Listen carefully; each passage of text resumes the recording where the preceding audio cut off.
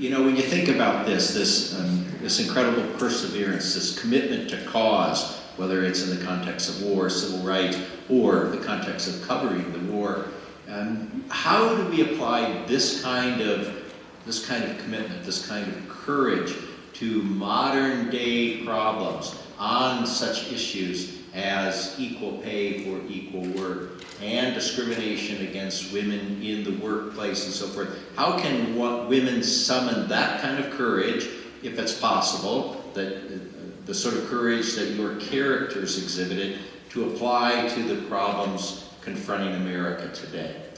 I think they're doing it, and this is, it's incredibly inspiring to me, and Black women in particular are to be commended for their efforts at the grassroots. And one of the answers I was trying to find when I wrote my book, which was, you know, how do you form a movement? How do you organize? How do you get the word out there?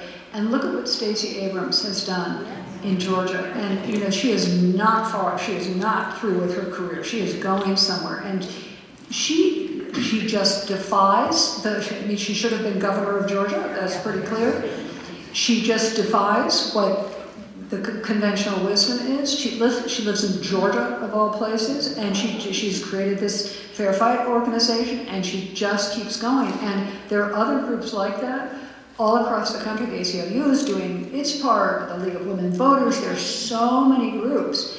And people can join those groups, they can start their own, they can use social media. And you know, once again, voting rights are under attack in almost every single state.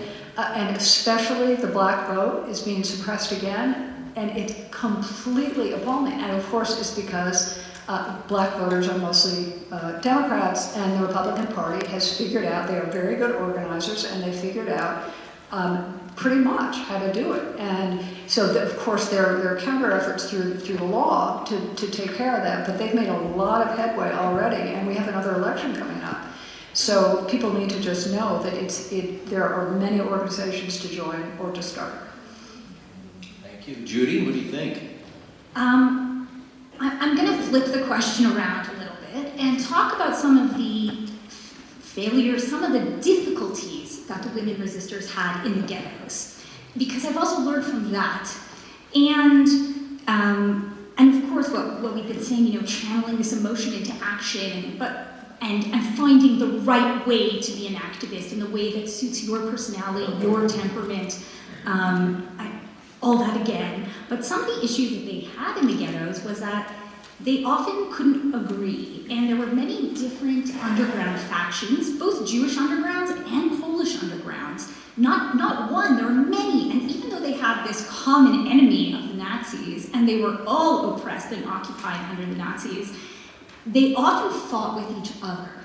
And this caused, in some towns, like Vilna in eastern Poland, the underground, they found a way to collaborate quickly, and they were able to create a pretty successful unified underground. They called it the United Partisan Organization, because people from different political factions were able to come together, and it's because they decided to have one leader from each faction be equal leader of the group.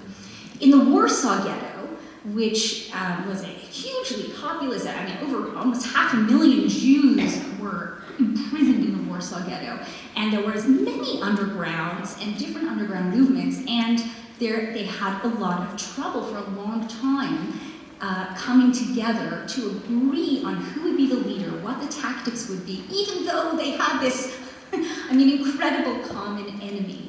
And that delayed their action a little bit. So I think a lot about how, you know, sometimes, you know, squashing some of our differences when we do have common goals to fight, and that's something they talk about that too. They knew this was a problem. Fascinating. What do you think, Elizabeth? When I think about it, I first say, beware when you start acting like that, it's going to be hard on you. And I have two personal, and I remind myself of 2 times that I had to do it. When I just came back from the war and got the job I wanted at the Washington Post, passed probation, ding dong, the pressmen went on strike. This is the time when newspapers were going from hot press to computers. And the guild in our unit, the Washington Post, voted to be with Mrs. Graham and Mr. Bradley. You couldn't get more glamorous than them. And they were led by the reporters Bob Woodward and Carl Bernstein. And I grew up in Seattle, and very much that kind of a background where union mattered and et cetera, and I hated that moment. I cannot tell you how I hated that moment. And, but I went out for the pressman, and there was one editor who went out, John Hammerhand, and it sucked. And that's hard. The next time was, I went back to work, blah, blah, blah. Fast forward, I've retired from daily journalism, and I'm asked to testify at the Khmer Rouge Genocide Tribunal. Now, in the media, there's an active debate about whether or not journalists should testify.